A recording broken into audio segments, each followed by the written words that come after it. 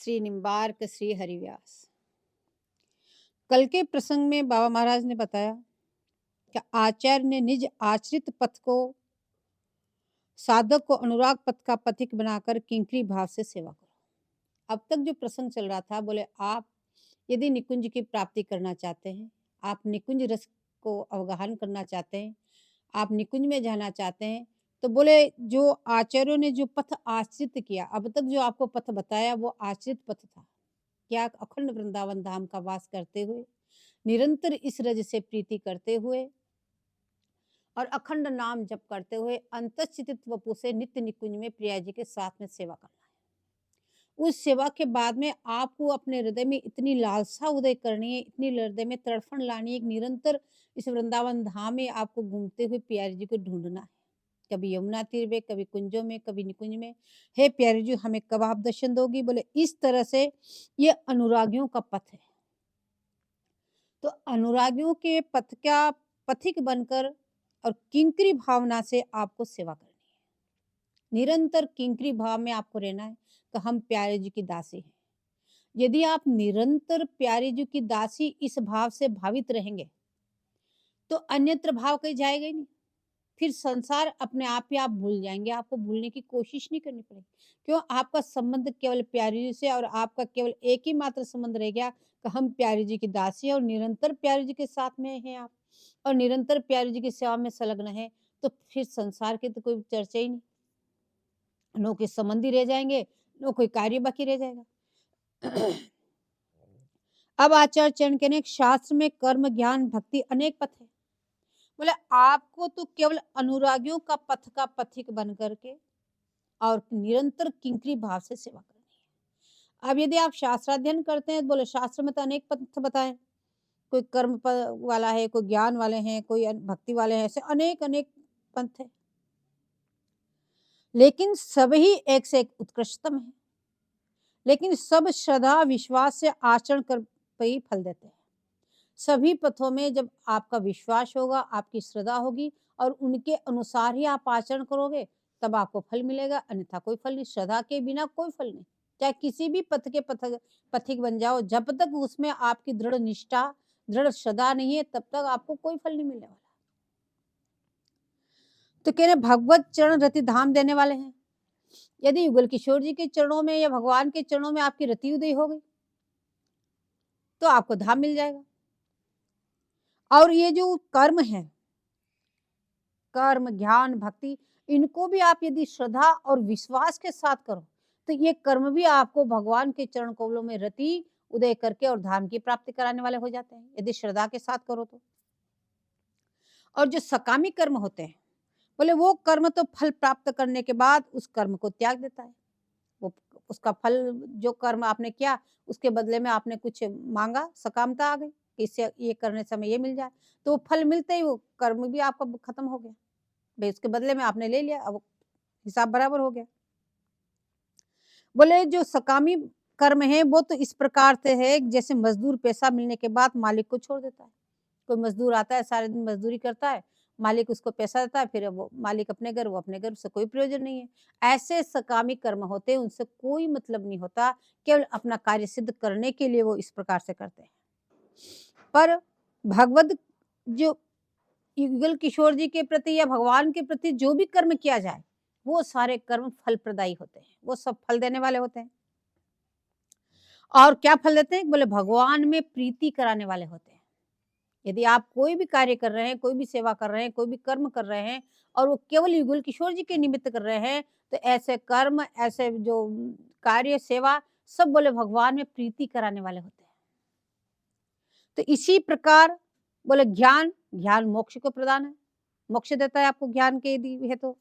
यदि तेज का ध्यान है तो तेज मिलता है। यदि आप किसी एक प्रकाश पुंजीभूत तेज का ध्यान करते हैं तो उनको वो तेज प्रकाश पुंजीभूत मिलता है। और योगी की आत्म साक्षात्कार होता है, योगी को अपनी आत्मा का साक्षात्कार होता है, योगी जन जो योगी तपस्या करते हैं। अब ये वो मार्ग जो है, बोले ये तो अनुरागियों का पथ है, जिस में आपको निकुंज की जो सेवा बता रहे हैं, बोलिए तो अनुरागियों की पथ है, विरही बन करके और युगल किशोर जी को ढूंढना है। अब कल के प्रसंग में बता के आए हैं कि आपको विरह बन के कैसे बनना है। बोले विरह 2 प्रकार का होता है। एक तो आपको कोई वस्तु प्राप्त हो गई और खो जाए तो उसके लिए विरह होता है। लेकिन अभी ये तो प्राप्त नहीं हुई है, लेकिन उसको आप प्राप्त करना चाहते हैं, सुन के उनके गुणों को देख करके उनमें प्रीति उत्पन्न करके। तो बोले ये विरह जो है दुखात्मक विरह नहीं है। इसमें दुख भी है लेकिन एक भीतर आत्यंतिक सुख की लहर भी है। बोले उस सुख से सुखित होकर के आपको उसको अनुरागियों के पथ का पथिक बनकर आपको चलना है। अब भक्ति करनी है आपको तो 2 प्रकार की भक्ति है।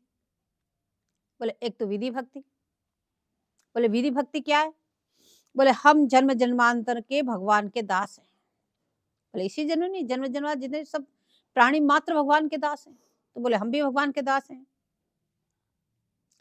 तो अतएव शास्त्रों के मंत्रों द्वारा सदा भगवत सेवा करना दास का कर्तव्य है। जब आपका जन्म जन्मांतरों से संबंध, बोले भगवान के आप दास हैं, चाहे कोई माने न माने, लेकिन प्रत्येक प्राणी भगवान का दास है। अब वो भगवान के दास हैं तो वो क्या करते हैं? विधि पूर्वक जो वेदी भक्ति होती है शास्त्रों के अनुसार, बोले उन मंत्रों के अनुसार भगवान की सेवा करना वो दास भाव से अपना कर्तव्य समझते हैं कि हम भगवान के दास हैं, इसलिए हमारा कर्तव्य बनता है कि हमें भगवान की सेवा करनी चाहिए। तो नियम से विधि भक्ति के अनुसार वो सेवा करते हैं। बोले इससे भी भगवत प्राप्ति होती है। बोले ऐसे नहीं वो सब निष्फल है, उनसे भी भगवान मिलते हैं, ऐसी बात नहीं, आज नहीं कल कभी न कभी मिलेंगे। तो वे सेवा शास्त्र आज्ञा से करते हैं, वो ममता से नहीं कर रहे हैं। विधि भक्ति वाले जो भी सेवा कर रहे हैं, जो भी कर्म कर रहे हैं, बोले शास्त्रों की ऐसी आज्ञा है, हमें पालन करना है, शास्त्र ऐसा कह रहे हैं इसलिए हमें करना है। उनकी उनमें ममता उदय नहीं है, उनकी प्रीति नहीं है, केवल शास्त्रों की आज्ञा को समझ के वो उस कार्य को करते हैं। और ममता भी शास्त्रानुकूल है। इस प्रकार की केवल विधि भक्ति से प्रेम प्राप्ति नहीं होती। अब आपको अनुरागियों के पथ पे पथिक बनने के लिए कह रहे हैं। क्यों? अगर आप इस प्रकार के पथिक बनेंगे तो बोले इस पथ में तो आपको प्रेम प्राप्ति हो ही नहीं सकती। तो अनुरागी जन जो उपयुक्त कहे आए हैं, बोले अनुरागियों का पथ कौन सा है?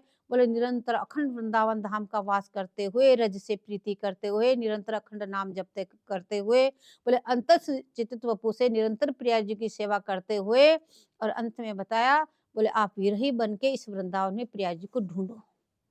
बोले ये अनुरागियों का पथ है। बोले इस प्रकार से अनुरागियों के पथ से चलने से ही आपको प्रिय मिलेगी। बाकी पथ तो अनेक ही, उनका विवेचन कर रहे हैं। बोले उन पथों से बोले आपको प्रेम उदय नहीं होगा, और प्रेम प्राप्ति नहीं होगी तो आपको प्रिया को कैसे ढूंढेंगे? प्रिया को ढूंढने के लिए पहले उन प्रेम उदय होगा, जब भी तो आप विरही बनेंगे। प्रेम के बिना विरही कैसा? तब आप प्रिया जी को ढूंढेंगे। हाँ, प्रिया में कब मिलोगे आप? तो शुद्ध संबंधात्मक प्रेम उससे उत्पन्न नहीं होता। बोले ऐसे श्रवण कीर्तन आदि नवदा भक्ति यदि श्रद्धा पूर्वक करे तो दसम प्रेम लक्षणा भक्ति उससे प्राप्त होती है।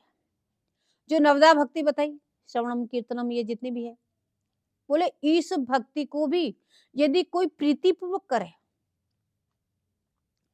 तो उसको क्या प्राप्त होता है? बोले 10वीं भक्ति, उसको प्रेम लक्षणा 10वीं जो भक्ति है वो प्राप्त होती है। लेकिन आपको तो आचार्य चरणों में तुरंत ही दसदा भक्ति का अगर दस्ता भक्ति का दान दे दिया, तो बोले ऐसे विधि भक्ति सेवा से प्रेम नहीं मिला तो वह वस्तु का आस्वादन भी नहीं कर सकता। बोले ऐसे विधि पूर्वक भक्ति करने से, वेदी भक्ति करने से बोले आपको प्रेम मिल ही नहीं सकता। यदि प्रेम नहीं मिलता तो फिर आप उस रस का आस्वादन भी नहीं कर सकते। तो भगवान की रूप माधुरी को वो समझ नहीं सकता, केवल वो विधि में ही रह जाता है। जैसे शास्त्र में किया गया ऐसा करो ऐसा करो, अपना कर्तव्य समझ के उस कर्म को करता रहता है कि हमें ये करना चाहिए, लेकिन उसमें उसकी प्रीति उदय नहीं होती। प्रीति उदय नहीं होने से वो भगवान के स्वरूप को भी नहीं समझ सकता। जब तक प्रीति नहीं है तब तक उसे कुछ भी हाथ लगने वाला नहीं। तो अब ये तो हो गई विधि भक्ति। अब दूसरी भक्ति है राग भक्ति। बोले इसके राग अनुरागी जनों के पथ है, इसलिए राग भक्ति, उसमें प्रीतिपूर्वक भक्ति करो, उसमें कोई विधि नहीं है। बोले राग भक्ति से आचरण करने से युगल किशोर जी के चरणों का प्रेम मिलता है। यदि आप राग भक्ति करते हैं तो युगल किशोर जी के चरणों को आपको प्रीति प्राप्त होती है राग भक्ति से। बोले श्री ललितादिक जो आचार्य रूप से प्रगटे उनका अनुगत्य ग्रहण करो। बोले अब रागात्मिका भक्ति कैसी है हमें क्या पता चले। विधि भक्ति तो शास्त्रों में इतनी इतनी आज्ञा प्रदान कर रखी है, ऐसा करो ऐसा करो वैसा करो, कर लेंगे। लेकिन रागात्मिकता भक्ति कैसी होती है हमें क्या पता। तो आचार्य चरण कह रहे हैं जैसे वहां से नित्य निकुंज से सखियां आके प्रकट हुई, उन्होंने जैसे जैसे आचरण किए, जैसे ललिता सखी के अवतार श्री हरिदास जी महाराज, रंगदेव जी के अवतार श्री निबार भगवान, ऐसे हितु हरिप्रिया जी, श्री भरदेवाचार्य जी महाराज, श्री हरिव्यास देवाचार्य जी महाराज, ये जो अनुरागी जन हैं, ये जो वहां से नित्य परिकर हैं, ये आचार्य रूप में प्रकट होके इन्होंने रागात्मिका भक्ति का बताया। बोले तो आप भी उनके अनुसार उनका पहले तो उनका अनुगत्य ग्रहण करो, यानी उनकी शरणागति लो। उनके अनुगत होने के बाद फिर उनकी आज्ञाओं का पालन करो।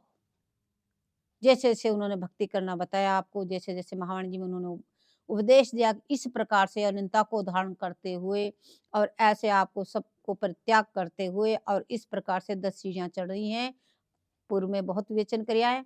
बोले उस प्रकार से आप भक्ति करोगे तो कह रहे हैं निश्चित रूप से आपको युगल किशोर जी के चरणों की प्रीति प्राप्त हो जाएगी, इसमें कोई दो राय नहीं।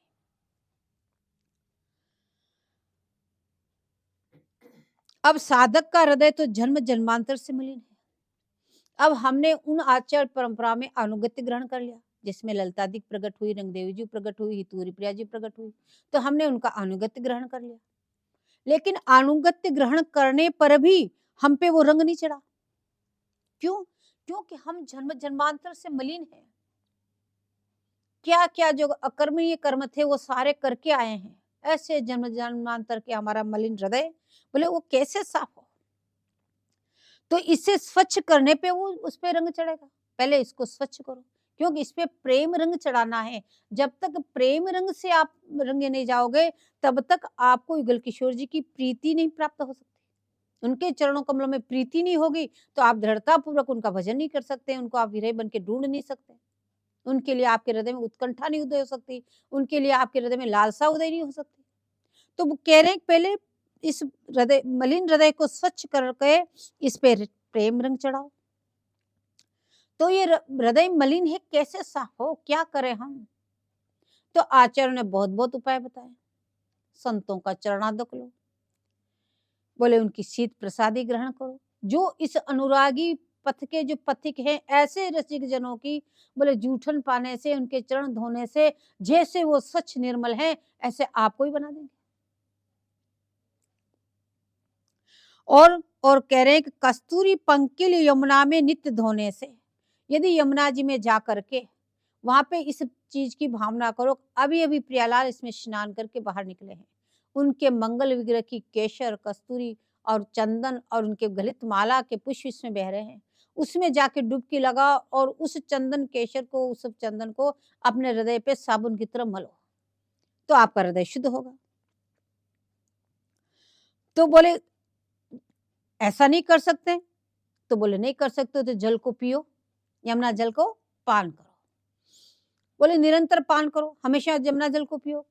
बोले और कैसे भी नहीं पी सकते हो, बोले अपने ठाकुर जी को यमुना जल से स्नान करो, उसको पी जाओ, तो दोनों काम बन जाएंगे। तो बोले नित्य यमुना जी का पान करो।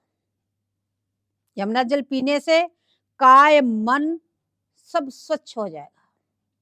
अब के लिए यमुना जल का पान करो, यमुना जल रोज का, यमुना जल का पान करो, पीना नहीं लिख रहे, पान करने के लिए कह रहे हैं। तो बोले इसका पान करो, बोले आप स्वच्छ हो जाओगे, आपका मन भी स्वच्छ हो जाएगा, तन भी स्वच्छ हो जाएगा। बोले तब, बोले उसके बाद में आपका ये मंगल विग्रह सेवा के योग्य बन जाएगा। इसमें तन में मन और वाणी दोनों ही शुद्ध हो जाएगी, तन भी शुद्ध होगा, मन भी शुद्ध होगा, वाणी भी शुद्ध हो जाएगी। तो बोले निरंतर यमुना जल का पान करो, यमुना जी को पान करने से आपका हृदय एकदम स्वच्छ हो जाएगा और ये तब सेवा के योग्य हो जाएगा। तो गोविंद स्वामी जी इसलिए कहते हैं कि यमुना को अधम उदाहरण जान। बोले यमुना जी क्या है, बोले अधमों का भी उद्धार करने वाली। आपके जन्म जन्मांतर के कितने ही कलुषित सिंचित कर्म क्यों ना हो हृदय में, कितना ही मलिन क्यों ना हो, यदि आप रोज उठ के यमुना जल का पान करते हैं तो बोले आप एकदम निर्मल स्वच्छ बन जाएंगे। इसलिए यमुना जल से तिलक करते हैं, और नहीं हो तो उसमें पान हो जाता है। यमुना जल से ठाकुर जी स्नान कराते हैं, उसी समय उनका चरणामृत से पान हो जाएगा। तो ये 2 बार तो निश्चित रूप से हो ही जाएगा। तो बोले इसीलिए ये नियम है, कि यमुना जल से स्नान करो, यमुना जल से तिलक करो। बोले यमुना को अधम उदाहरण जान, जिसमें कोई योग्यता नहीं, वह सब साधन विहीन पापी है। बोले यमुना जी भी क्या करती है? यमुना जी के पान करने से क्या होता है? तो कह रहे हैं कि जिस किसी में कोई योग्यता नाम की चीज नहीं, निरंतर पापाचार करता है और पापरत है, बोले ऐसे सब साधन से विहीन है और पापी है, बोले ऐसे व्यक्ति को भी युगल चरणों में ये यमुना जी ले जाती है। अब रास विहार गोचरण आदि सारी लीलाओं का आधार यमुना तट है। आप देखो प्रकट लीला में भी रास विहार कहाँ करेगी? यमुना तट। गोचारण करने के लिए कहाँ गए? यमुना तट। और भी जितनी लीलाएं हैं, कुंजे निकुंजे जो भी, सब यमुना तट पे। तो सारी निरंतर युगल किशोर जी की जो लीलाएं हो रही वो यमुना तट पे हो रही। इसलिए यमुना जी का कह रहे हैं यहाँ पे निरंतर पान करो। और जब यमुना जी के आप इतने श्रद्धान्वित होकर के उनका पान करेंगे यमुना जी का, तो कह रहे आशिष जन को यमुना जी वही लीला के दर्शन करा देती है। अब ये यमुना जी कहाँ से आई, कैसे प्रकट हुई? वृंदावन की यमुना जी और अन्य यमुना जी। अब यहाँ भेद बता रहे हैं। तो कह रहे हैं गंगा हरि चरणन परसते, पावन हर के चिकुर समानी। बोले गंगा जी प्रकट हुई ठाकुर जी के चरण कमलों से, और चरण कमलों से प्रकट होके बोले शिव जी के जटाओं में समा गई। पहले तो ब्रह्मा जी के कमंडल में रही, फिर शिव जी के जटाओं में समा गई, फिर वहां जटाओं से निकली, तो उन जटाओं से 3 बूंद टपकी, जिसे 3 धारा निकली, एक स्वर्ग को चली गई, एक पाताल को चली गई, एक पृथ्वी पे रह गई। 3 धारा निकली उस जटाओं से। तो ये तो गंगा जी का प्राकट्य हुआ। अब यमुना जी का प्राकट्य कहां से हुआ? तो कह रहे यमुना जी सप्त समुद्र वैद्य रवि तनया, वृंदावन को वेशित कर यहाँ विराजी।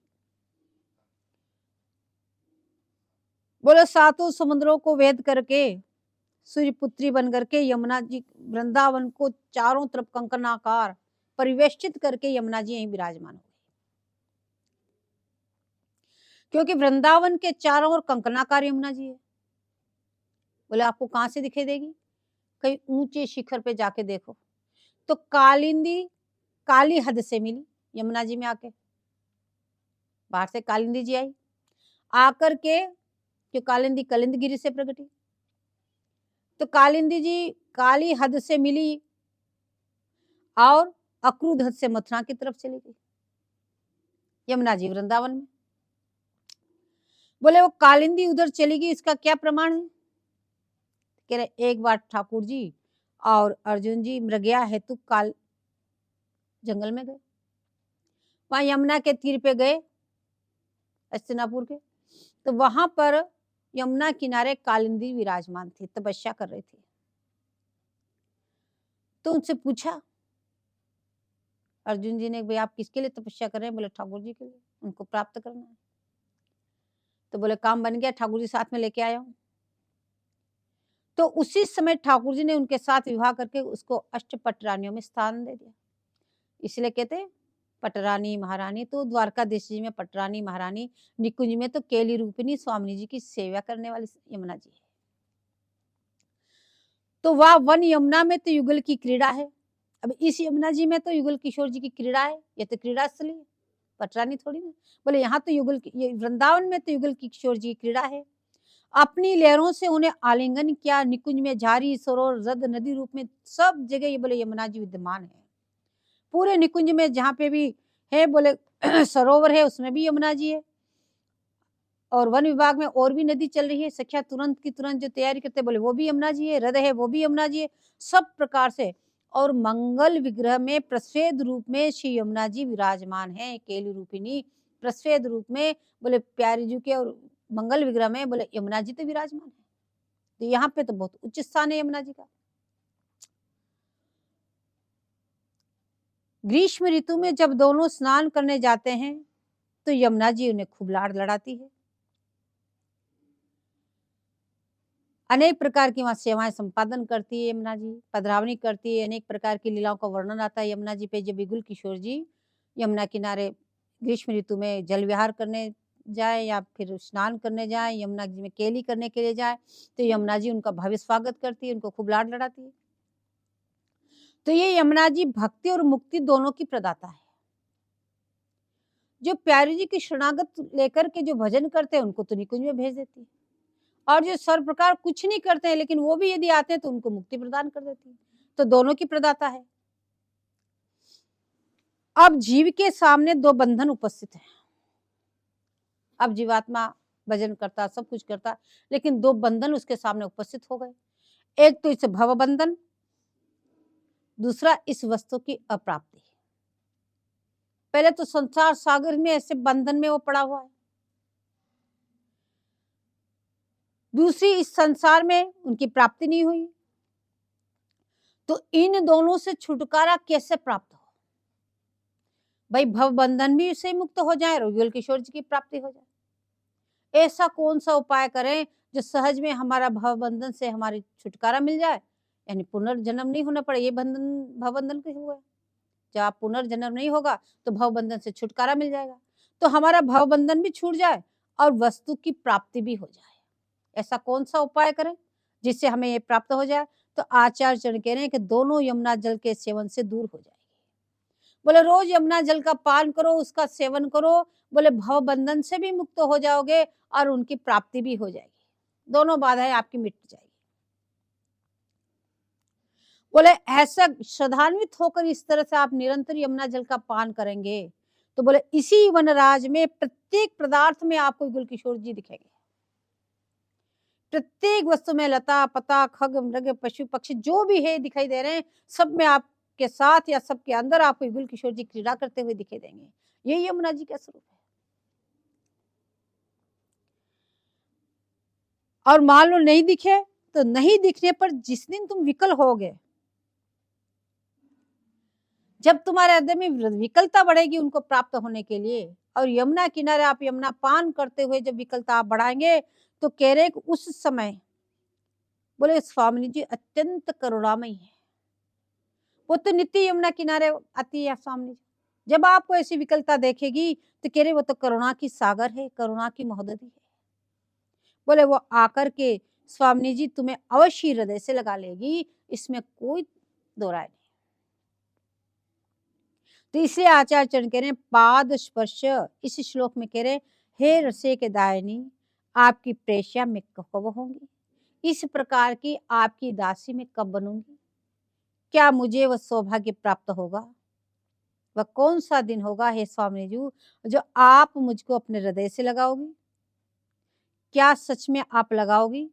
तर्क ना करें आचार्य चरण, क्या ऐसा दिन होगा जिस दिन आप मुझे प्राप्त होगी?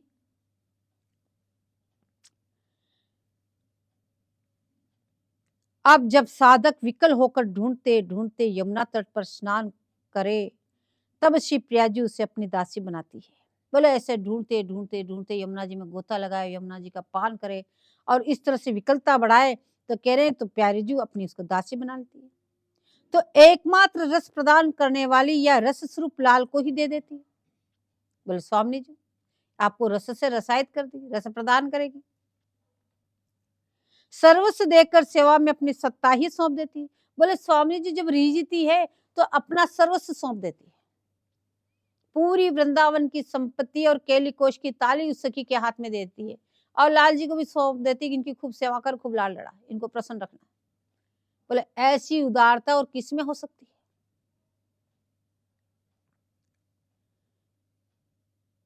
क्यों दे देती लाल जी को? प्यारी जी सोचती है मैं तो ललन को सुखी न कर सकती, मैं अब तक ललन को सुखी न कर सकी, और किंकरी तत्सुखी सुखिन भाव से इतनी भावित है तो वो ऐसी सेवा करेगी, ऐसे सेवा करेगी जो लाल जी को कुछ सुख प्राप्त होगा, इनके मनोनुकूल सेवा करेगी। इसलिए ललन को इस सखी को सौंप दूं, भाई तो इनकी खूब अच्छी तरह से सेवा कर। क्यों लाल जी की जो भी सेवा होती प्यारी जी की आज्ञा से होती, ये वस्त्र धारण कराओ, ये ऐसा करो, ये ऐसा करो, सखियों को इंगित कर करके। तो सखी सेवा करेगी तो लाल जी अत्यंत प्रसन्न हो जाएंगे। इसीलिए स्वामी जी को रसेक दायिनी का इस श्लोक में इतना सारा स्पष्टीकरण करके समझाया। इस श्लोक में आचार्य चरण रसेक दायिनी कह रहे हैं, वो इसलिए कह रहे हैं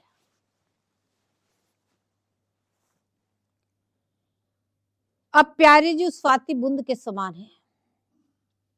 स्वाति बूंद से जैसे सबको सिंचन करते हैं, ऐसे प्यारी जी सबको रस प्रदान करती है, सबको सिंचन करती है। श्री ललन जी को स्वरूपभूत रसदान देती है। बोले लाल जी को भी रस से रसायत, बोले हमारी स्वामी जी करती है। तो तुम यदि ऐसे विकल बन करके यमुना जल का पान करते हुए निरंतर उनका गुणानुगान करते हुए उनको ढूंढोगे, तो क्या तुमको रस से रसायत नहीं करेगी? बोले निश्चित रूप से तुम भी उसी रस से रसायत हो जाओगे। बोले लाल जी को कैसे रसदान करती है? बोले आज तो युवती तेरो बदन आनंद भरियो, पिए के संगम में सूचक सुख चैन। आलस बलित बोल सुरंग रंगे, कपोल विथकी अरुण उनिदे दौनैन। रुचिर तिलक लेश किरत कुसुम केश, शिर सीमंत भूषित मानो नैन। करुणा करी उदार राखत कछु नसार, दसन वसन लागत जबदेन। काहे को दूरत भिरु पलटे प्रीतम चीर, बस किए श्याम सिके शतमैन। गलित उरसी माल शीतल किंकिणी, जाल जय शिहत हरिवंश लता ग्रह शैन। आज स्वामी जी का जो दातृत्व स्वरूप देखा सखियों ने, इस लीला में सखियों ने जो प्यारे जी ने रसदान ही किया, जो दातृत्वता देखी, बोले उस पर सखियां रीझ गई। बोले इतनी दातृत्व का स्वरूप स्वामी जी का।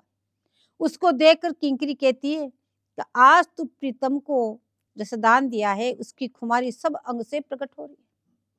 बोले लाल जी को रस से रसायत किया, बोले ऐसे प्यारे जी के मंगल विग्रह में बोले उसकी खुमारी दिखाई दे रही है। आज रीजन युक्त मुक्त से निकलता है छिन्न छिन्न नव नवायमान, ये रूप दाते पने की अनिवर्चनीय छटा है। आज जो परम उदार पने की जो छटा दिखाई दे रही है, सखियां कह रही है तो अनिवर्चनीय है। बोले इसका हम वर्णन नहीं कर सकते। बोले कैसी छटा है, कैसी छटा पे सखियां रीझ रही है? बोले इस समय स्वामी जी के जो बोल है वो आलस बलित है, आलस बलित बोल हैं, सुरंग रंग के कपोल हैं, उन्नीदे अलसाने नेत्र हैं जिसमें लाल लाल डोरे पड़े हुए हैं, बैनी से फूल झरझर के गिर रहे हैं। क्या शोभा हो रही है कि मानो कि रास्ते में पदपावड़े बिछा रहे हो। बोले सिर पर सौभाग्य मणि मानो किसी और ने सजाई है। जब श्री स्वामी जी लाल जी किंकरी एक एक करके सवारे, तब और छटा और छटा और छटा, अबई और अबई और अबई और, ऐसी नई नई छटा के सखी दर्शन कर रही। आज ये परम दातृत्व की छटा सखी देख करके रीझ के वर्णन कर रहे कि कितनी उदार मना है हमारी स्वामी जी, कितनी उदारता है। बोले कितनी उदारता है, इसको बार बार स्वामी जी कह रही है, कह रहे आज श्री ललन जी ने उनको उल्टी पुल्टी संवारी है। ललन जी ने रात्रि में श्रृंगार तो किया लेकिन उलट पुलट कर दिया, ऐसी ललन जी ने संवारी है तो उसका वर्णन कर रही। अब जब स्वामी जी की उदारता देखी तो कहने लगी सखी कितनी उदारता है, कितनी दातृत्वता है। तो कह रहे हैं आप जब पदार्थ देने लगती है तब पीछे कुछ रहेगा कि नहीं, इसका विचार तो कदापि नहीं करती। निरंतर दान करती रहती, दान करती रहती है। ये कभी नहीं सोचती कि सब कुछ दे दूंगी तो पीछे क्या रहेगा, कभी ये तो सोचने में आता ही नहीं स्वामी जी के। सम्यक प्रकार का सब प्रकार से दान कर देती है। बोले दातापन किससे झलक रहा है स्वामी जी का, ऐसी कौन सी वस्तु है जिससे सखियों को दातापन झलक रहा है? तो कह रहे शिथिल किंकली जाल से। बोले आपने कल्पलता भवन में दान दिया है, इससे सर्व संपत्ति दान करने वाली कल्पलता को भी आज लज्जित कर दिया। आज लता भवन में दान दिया, जो कल्प वृक्ष के नीचे जो लता है, लेकिन स्वामी जी ने इतना दान दिया, इतना दान किया, तो कहने कल्प वृक्ष भी लज्जित हो गया कि इतना दान तो एकमात्र स्वामी जी ही कर सकती और कोई नहीं। बोले इस प्रकार से इस बात को कोई और न सुन ले, अति गुप्त रश्मि दूती मुझे कब बनाओगी? ये बात आप मुझे धीरे धीरे मुझे बताओगी, कोई और न सुन के धीरे धीरे मेरे कान में आप मेरी बात करोगी। बोले वो दिन कब होगा, कौन सा दिन होगा जिस दिन आप मुझसे ऐसे बतलाओगी? हे स्वामी जी, कब आप मुझे अपनी दूती बनाओगी और उन सब रसों का मुझे आस्वादन कराओगी? दूती क्यों बनना चाह रहे हैं आचार्य? बोले रस के लेन देन में दलाल होना चाहिए, इसलिए वो सखी, बोले आचार्य सखी बन के दूती बनना चाहते हैं, तो उसमें मुझे आप दूती कब बनाओगी? उस रसास्वादन के व्यापार के योग्य मुझे आप कब बनाओगी? हे स्वामी जी, एक एक सीढ़ी दर सीढ़ी आचार चरण बढ़ रहे हैं, कभी सेवा मांग रहे हैं, कभी दर्शन मांग रहे हैं। अब तो उस रस्मी सेवा में कह रहे मुझे आप ये साधक सेवा मुझे कब दोगे? रस के दान को देखकर श्री आचार्य के मन में बोले दूती पन्ने की इच्छा प्रकट हो गई।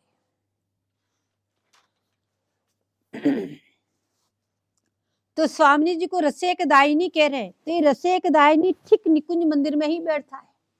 इस प्रकार से रस का दान करती है। यहाँ श्री लालजू सेविका को भेजते हैं, ऐसा उदाहरण तो मिलता है, पर वहां भी छिन छिन्न अंतर होई पलक का विच्छेद भी नहीं। बोले सेवा के ब्याह से इधर उधर हो जाते हैं तो लाल जी भेज देते हैं, बोले जाओ प्यारी जी क्या कर रही है, प्यारी जी भेज देती कि जाओ लाल जी क्या कर रहे हैं देख के आओ। लेकिन यहाँ तो एक क्षण का वियोग तो है ही नहीं। लेकिन मिले रहत कबू मिले मिले ना, ऐसी वहां पे प्रतीति है, हम तो कभी मिले ही नहीं, कब मिलेंगे कब मिलेंगे, इससे जट से सखी को भेज देते। बोले रसास्वादन के लिए या लीला विधान के लिए केलीमाल या महावाणी में कुंजांतर स्वीकार किया है। केलीमाल में बोले चलीरी छबीलो छबीलो बोलत, बोले इस पद से स्पष्ट होता है तो वहां पे कुंजांतर है, प्यारी जी किसी और कुंज में, लाल जी किसी और कुंज में, सेवा के ब्याह से। पर वहां तो उतावली है, लाल जी बीच में ही आकर मिल जाते हैं। देखते हैं प्यारी जी आ रहे हैं तो लाल जी तो उस कुंज से दौड़ के बीच में आके मिल जाते हैं। उन्हें कैसे मालूम हुआ कि प्यारी जी आ रही? लाल जी तो अपनी सेवा में लगे हुए थे कुंज में, कुंज को सजा रहे थे, प्यारी जी की पधरावनी करनी थी, जो भी कुछ करना था। तो लाल जी को कैसे पता चला कि हाँ प्यारी जी आ रहे हैं? तो तुरंत रास्ते में जाके मिल गए। बोले जब प्यारी जी उधर पधारी तो प्यारी जी के अंग की सुगंध से भोरे दौड़ दौड़ कर उधर जाने लगे। तो लाल जी समझ गए कि प्यारी जी इधर ही आ रही है, तो लाल जी भी दौड़ के बीच में पहुंच गए। तो इस प्रकार से रस विलास विलसना है, दोनों सदा एक शैया पर पड़े रहे, सो रसास्वादन का स्वरूप क्या होगा? तो लीला स्वादन में रस वैचित्री के लिए भिन्न भिन्न रस कुंजांतर की लीला स्वामी जी भी वर्णन करते हैं। आज तरण टूटत हेरी इत्यादि इत्यादि पदों में। चतुरासी में भी बैठे लाल निकुंज भवन में। तो ये सिद्ध हुआ कि लीला विसन के लिए कुंजांतर सभी आचार्यों ने गाया, सभी आचार्यों ने एक साथ माना। प्यारीदास जी कहते हैं कि रसिक वर बन बोली चली आली, तो वृंदावन सीमा ही एक निकुंज है। ये सारी लीलाएं वृंदावन के अंदर ही हो रही है, वृंदावन के निकुंज के अंदर ही हो रही है। तो उसी में दोनों तरह तरह के रस विलास करते रहते हैं, और इन सब लीलाओं का नाम ही नित्य विहार है, कोई नित्य विहार और अलग नहीं।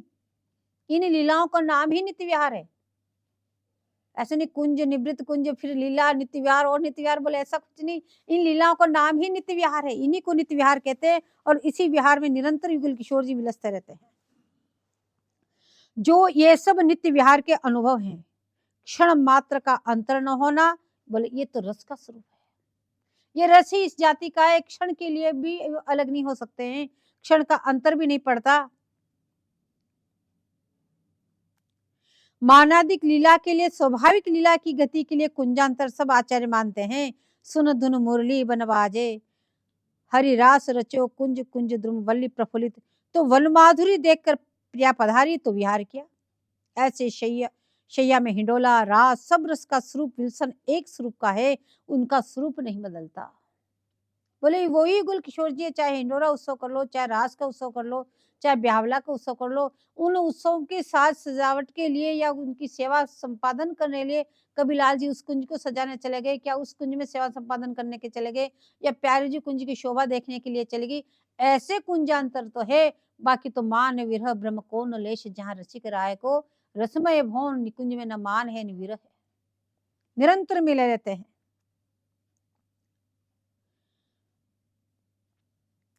और शैया विलास में भी बीमा सखियों का प्रवेश है, वहां भी सहचरी आकर पसीना पहुंचकर शम दूर करके संभाल के दोनों को विहार करने देती है। वहां भी सखियां जब दोनों लीला विहार करते हैं, शम्बुंद आ गए तुरंत सावधान करके रोक देती है। पहले उनको चरण दबा रही, कोई हस्तकमल दबा रही, फिर कोई पसीना पहुंच रही है, जब श्रम निवारण हो जाता फिर कहते अब आगे रस विहार करना, फिर पुनः बाहर आ जाती। तो सखियां तो वहां पे भी इस तरह से उस नित्य लीला में भी बोले उनकी सेवा में उपस्थित रहती है। तो आपको भी जो रसिकों की परिपाटी है उसी की तरह आपको रस विलसाना चाहिए, अन्यत्र मिलोनी इसमें नहीं करनी चाहिए, क्योंकि विजातीय रस का प्रवेश न होने देना यही रसिकों का अभिप्राय है। बोले लाल जी अपने प्राण की आरती कर प्रिया को लाड़ लड़ाते हैं। बोले लाल जी आरती करते हैं प्यारी जी की, किससे? बोले अपने प्राणों से आरती करते हैं और प्यारी जी को लाड़ लड़ाते हैं। इस समय श्री लालजू श्री प्यारी जी को लाड़ लड़ाने के लिए दूसरी कुंज में जा विराजे। उस कुंज में को साज सजावट करने के लिए दूसरी कुंज में चले गए लाल जी प्यारी जी को लाड़ लड़ाने के लिए। अब लाल जी तो उधर चले गए, इधर प्यारी जी ने देखा कि लाल जी नहीं, तो प्यारी जी बोल पड़ी सखी से, करी सखी मेरो अलक लड़ीलो ललबेलो हो अलबेलो हीरे को मंडन हार। इस तरह से स्वामी जी बोल पड़े। तो एकमात्र सूरत विहार का श्रृंगार श्री लाल जी इस पद में पूरा बताया, अत्यंत रसमय पद है, इसलिए बोले इसमें बताया कि एकमात्र बोले लाल है इस सूरत विहार के श्रृंगार, उनके लाड़ से ही हमारी विल्सन है। श्री प्रिया कहती है उनकी सेवा मुझसे ठीक न बन पड़ी। तब सखी कहती ठीक कहते हो, आप भी अपना सरस देके उनके संतुष्ट करो। तो प्यारी जी अत्यंत प्रसन्न हो गई और कहती बोल सखी से बोली जा देख लाल कहाँ है और क्या कर रहे हैं, इस समय लाल जी क्या कर रहे हैं। तो उससे जाकर कहा गोविंद इंदिवर, यहाँ गोविंद सहचरी के तनमन प्राण शीतल करने वाले हैं, इससे श्री लाल जी निकुंज में शैया सजा रहे हैं और तदाकार हो रहे हैं।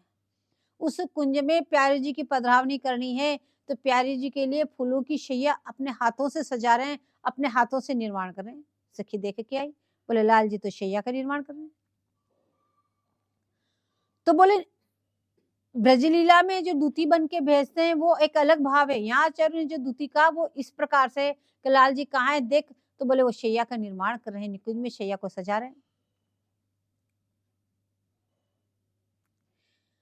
स्वामी जी ने प्रार्थना करने के लिए नहीं भेजी, प्रकट प्रकाश में तो प्रार्थना करने के लिए भेजती, लेकिन यहाँ पे प्रार्थना करने के नहीं भेजी, वहां तो बोले देख क्या लाल जी कहाँ है इसमें और क्या कर रहे हैं उसके लिए भेजी। पर रस स्वरूप बनाने के लिए कहते हैं प्रार्थना शब्द विनित भाव बताता है। बोली प्यारे तुम यह क्या कर रहे हो। जब स्वामी ने भेजी एक सखी को जा देख लाल जी कहाँ है और क्या कर रहे हैं, तो सखी तो पहले से जान रही थी आज कहाँ की गोष्ठी हुई है, लाल जी कहाँ पहुंचे होंगे, सीधी पहुंच गई उसी कुंज में, देखे शैया का निर्माण कर रहे हैं। तो सखी जाके बोली कि बोले लाल जी आप यहाँ क्या कर रहे हो, प्यारी जी वहां कितनी विकल है आपके लिए पूछवाया कि लाल कहाँ है, आप शीघ्र पधारो। तो सहचरी की ये बात सुनकर के लाल जी कृतकृत हो गए और रसावेश में किंकरी का स्वागत करते हैं, उसके पेट छीते हैं, बड़ा शुभ समाचार सुनाया। क्योंकि किंकरी जब भी प्यारी जी का कोई समाचार सुनाए तो लाल जी अति प्रसन्न हो जाते हैं। तांग मूर्तिर व्रजपति सुतः पादरयोर में पतित्वा तंत्रा ग्रहणाय धृत्वा तृण कमलला काकुवादन वर्तिनी नित्यम चानुवर्जति कुरुते संगमयो धम्मचे त्युग्वेंग में प्रणयिनी किमा वेद येयम नुराधे। स्वामी जी को प्रसन्न करने के लिए किंकरी के सामने लाल जी क्या क्या उपाय नहीं करते, बोले सम्यक प्रकार के उपाय करते हैं लाल जी। किंकरी को प्यारी जी को प्रसन्न करने के लिए बोले किंकरी के सामने तिनका दबाकर प्रार्थना करते हैं कि स्वामी जी और क्या क्या करे स्वामी जी से मेरी भी ये विनती कर देना। तो यहाँ भी किंकरी को देख अति प्रसन्न होकर उनके पैर चिकर हाथ जोड़ के बोले कि आप मेरे थोड़ी सी बाकी रहेगी शैया, प्यारी जी को यही बुला के ले आओ, मैं यहाँ पे हूँ। लाल जी बोले प्यारी जी को यही बुला लो। सखी ने जाके पुनः कुंज में जाके प्यारी जी से कहा, बोले एक लाल जी कह रहे हैं शैया का निर्माण थोड़ा रह गया, बोले आप वहीं पधारो, अब तैयारी पूरी हो चुकी है। तो प्यारी जी बोली कि मैं ललिता के साथ आती हूँ, मैं ललिता सखी के साथ आ रही हूँ, तू जा, जब लाल जी वहां पे ऐसी सेवा कर रहे हैं तो उनके साथ में तू सेवा करवाना, और मैं ललिता जी के साथ आ रही हूँ, तो पहुंच वहां पे और तू गंध आदि लेकर जा और निकुंज को सजा, सुगंध इत्र वगैरह सब ले जा और लाल जी की सहायता कर और उस कुंज को फटाफट सजा दे, मैं अभी आती हूँ ललिता जी को साथ में लेकर के। वो आकर लाल जी के संग सजाने लगी। अब सजाते सजाते पुष्प कम पड़ गए, पुष्प कम हो गए, तो अब लाल जी और सखी दोनों ही पुष्प चयन करने के लिए वन में पहुंच गए। इतने में प्रिया जी इधर कुंज में आ गई। आके देखा तो न लाल न प्रिया, न लाल न सखी। प्यारी जी बड़ी चकित रह गई, बोले कहाँ गए। अब वहां स्वामी जी ने क्या देखा कि लाल जी की बंसी रखी हुई थी। तो प्रिया जी ने बंसी लेकर ललित त्रिभंगी होकर बंसी बजाने लगी। ज्यों ले हरि लेन गए त्यों लो ललता जी ले आई, मुरली तह पाई। जब हरि आवत देखे तब मुरली में मधुर तान गाई। अब ललता जी ने मुरली लाके स्वामी जी के हाथ में दे दी। तो लाल स्वामी जी ने देखा हाँ दोनों फूल चयन करके आ रहे हैं, फूल लेने गए। तो स्वामी जी ललित त्रिभंगी बन के बंसी बजाने लगी। तो लाल जी चकित हो गए कि मेरी बंसी बजाने वाला कौन, बड़े आश्चर्य पड़ गए।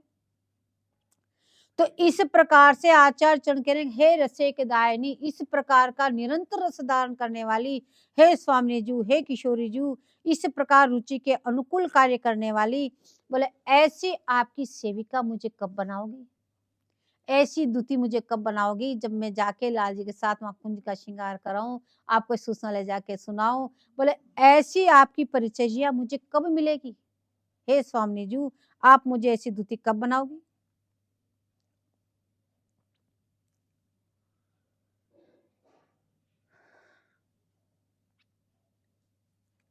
अब आचार्य चरण कहते हैं कि प्रकट प्रकाश में भी श्री प्रिया वृषभानु भवन में है। अब लाल वहां पहुंचे पर प्रिया को नहीं दिखी। अब भानु भवन में ढूंढने, प्रिया दिखी नहीं दे रही। अब ऐसे हठात अंदर जा नहीं सकते,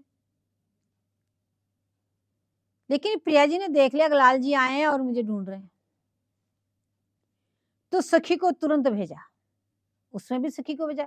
अब निकुंज में सखी को किस प्रकार से भेजा वो बताया। अब कहने प्रकट प्रकाश में भी उसमें सखी को भेजा और कह दिया कि जाके चुपचाप बताया कि मैं यहाँ बैठी हूँ। तो सखी ने जाकर प्रार्थना की, सेन दे बुलाए लाल अठाड़े सिंह पोर, आप बेटी है चिक में छिप। तो रस के जकोरन में नंददास चिते के चितेरी ने लिखी है कठिन लिपि। तो भाव यह प्रेषिता दूती बनकर सखी लाल की प्रार्थना करती है, दोनों को मिलाकर उनको रस विलसाती है। तो सब किंकरी के प्रति लाल काकू वाणों का प्रयोग करते हैं, तब उन सखी की विनती करते हैं। जब प्यारी के समाचार लेके आती है तो बोले उस सखी की, बोले लाल जी विनती करते हैं बार बार, इसीलिए इस श्लोक में दोनों बात आई। और इसीलिए स्वामी जी को रसिक दायिनी कहा कि रस की प्रदाता एकमात्र स्वामी जी हो, चाहे प्रकट प्रकाश में हो चाहे नित्य निकुंज में हो।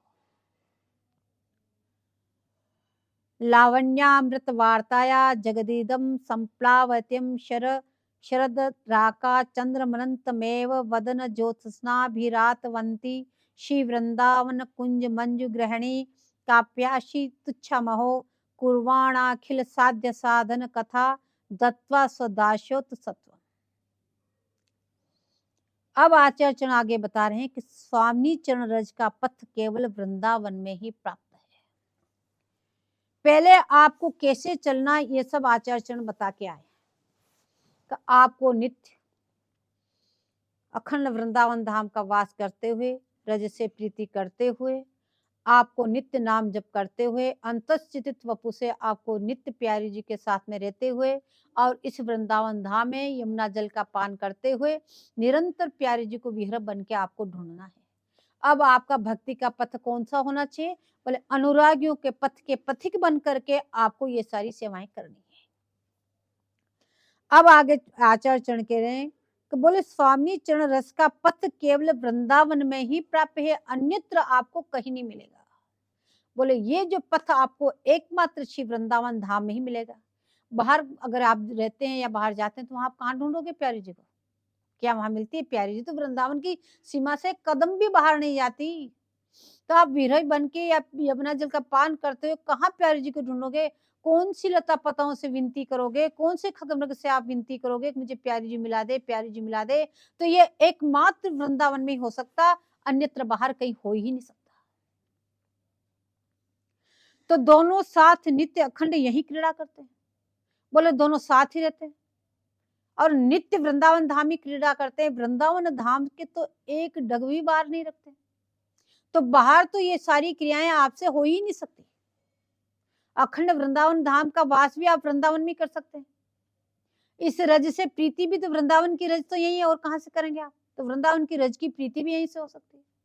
और वृंदावन धाम में ही अखंड नाम जप हो सकता है। बाहर तो इतना वातावरण दूषित है कि आप अखंड नाम ले ही नहीं सकते। यहाँ तो आपका मुंह चल रहा, जब तक राधा राधा नाम जपो, यदि थक गए चुप बैठ जाओ तो कानों से सुने दे रहा राधा राधा, कहीं न कहीं कहीं न कहीं। जिधर जाओ उधर ही राधा राधा, रिक्शे में बैठो तो वो भी राधे राधे, बाहर चलो तो वो भी राधे। तो अखंड नाम जप केवल वृंदावन में हो सकता है।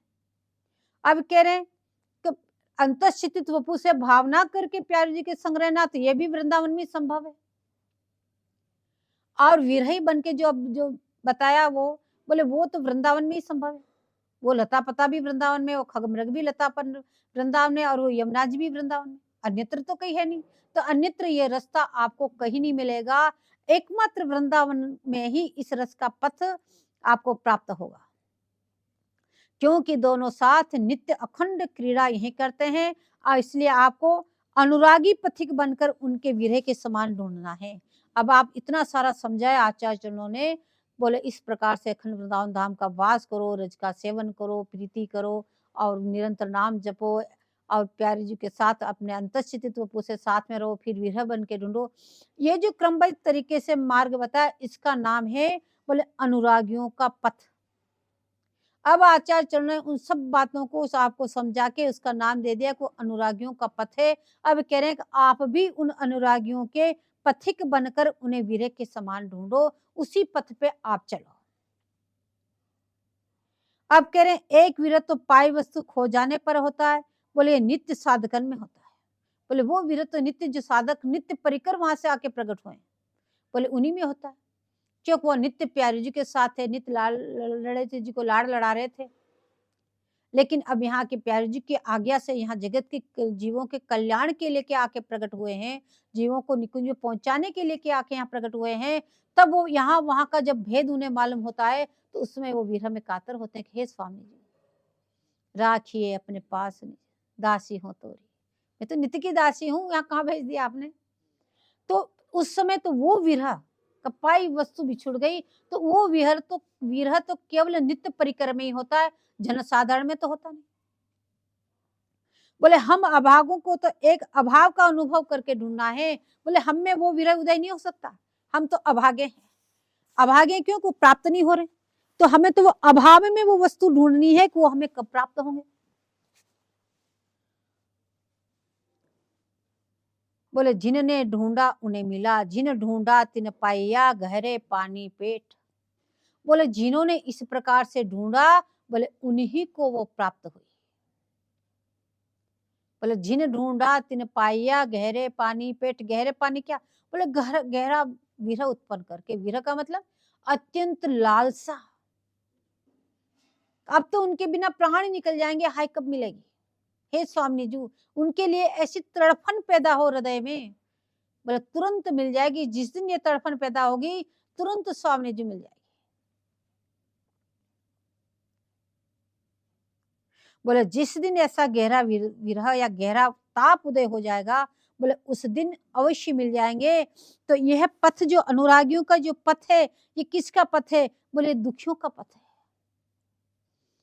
यहाँ तो हंसना खेलना खान पीन सब कुछ भूल जाते हैं, अपना तन का भी वो अपना ध्यान नहीं रखते। यहाँ तो केवल प्रिया केवल प्रिया केवल प्रिया। तो ये दुखियों का पथ है, इसलिए यह विरह प्रार्थनीय है। इतना उत्कृष्ट है, बोले इस विरह की सभी जन मांग कर रहे हैं, स्वामी जी वो तड़पन हमारे हृदय में कब उदय होगी? कोई विरह को मांगता? कोई नहीं मांगता। लेकिन यह विरह प्रार्थनीय है, क्योंकि इसी से प्रिया मिलेगी। इसलिए कह रहे हैं कि वो लालसा हमारे हृदय में कब उदय होगी, वो विरह हमारे हृदय में कब उदय होगा। जय जय श्री हरिवार।